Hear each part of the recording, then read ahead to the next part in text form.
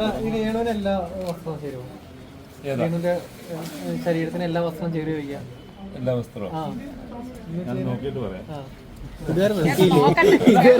പറയാൻ പറ്റും എനിക്ക് അല്ല അത് ചേരാ ചേരുന്ന നോക്കണ്ടേ.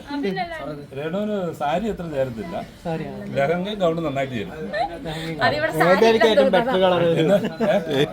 Better colour dark maroon,